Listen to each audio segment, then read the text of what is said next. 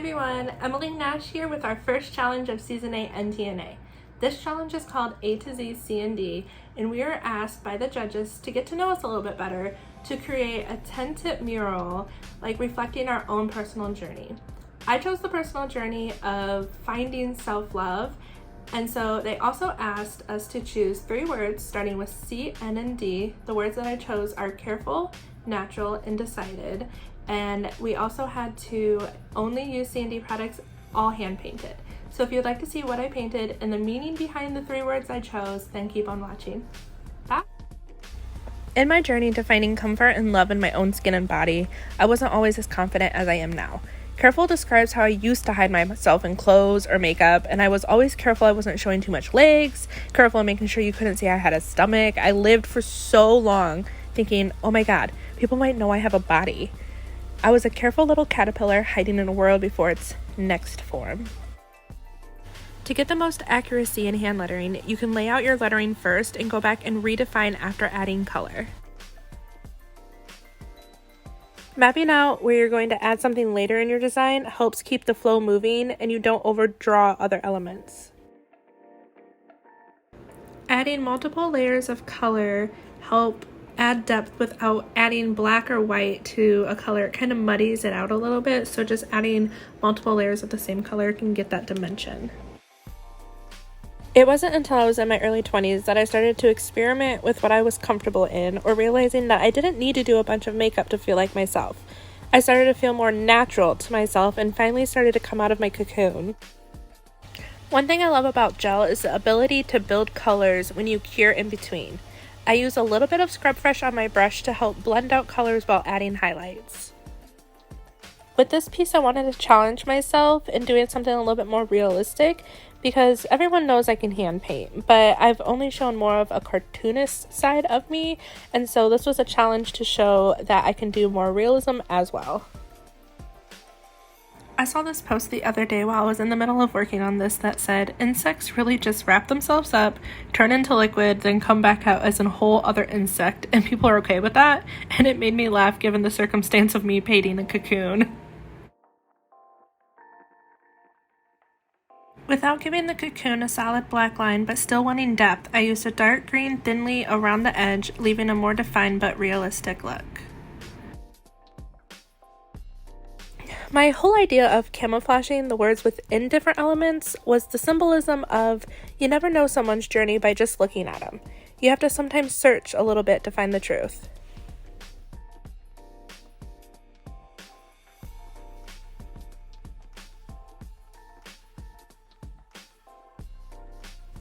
Now, almost 30 years old, I have the confidence that I never knew I could have. I chose the metamorphosis of a caterpillar to a butterfly to show my personal journey and loving who I truly am. I'm still bright and bold, different and beautiful, just like a butterfly. To achieve the truest form of neon colors, or any color you might want to make brighter, add white down before. Trying to find my true self in life really has been like a caterpillar into a butterfly, because I look completely different than I did even just 5 years ago with all my tattoos, so it only felt fitting to use this reference. One of my favorite things about CND is that it is a gel and lacquer hybrid, meaning it does harden without being cured to an extent. The benefit of this is that if you know you're going to do some hand-painted nail art, dab some out on a palette and let it sit in the air for a while. It will get thicker, so you have more of a controlled paint rather than straight from the bottle liquid.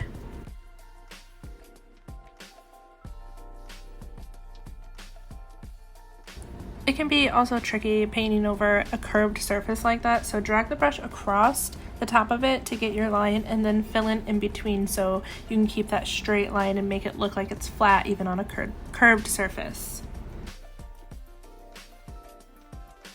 I don't think I could have picked 3 better elements to hide my words in because they all have natural designs to them. The caterpillar's markings on the body were perfect to hide careful. Then the cocoon's reference picture I used, you could almost see like veins, so I hid natural there, and then finally the butterfly wings, and the pattern they have was perfect for the word decided.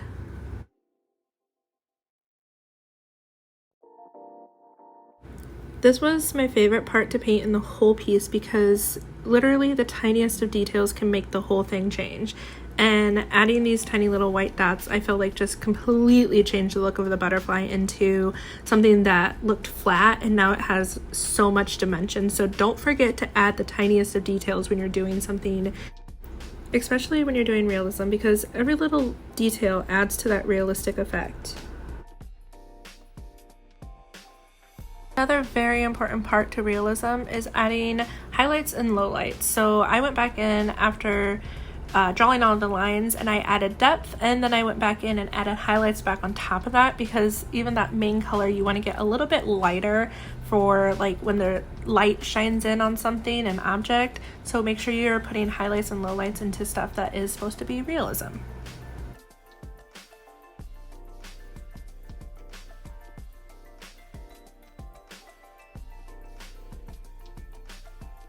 So here it is, the finished piece. I added flowers to the background, and I also used a technique with acetone and gel polish to give it a kind of watercolor effect.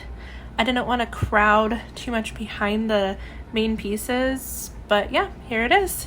I hope you enjoyed watching my video. Voting will be live June 28th, and I will have a link in my bio on Instagram, which is @nailsbym. A special thanks to CND for sponsoring this competition, and I hope to see you all next week for Challenge 2. Bye!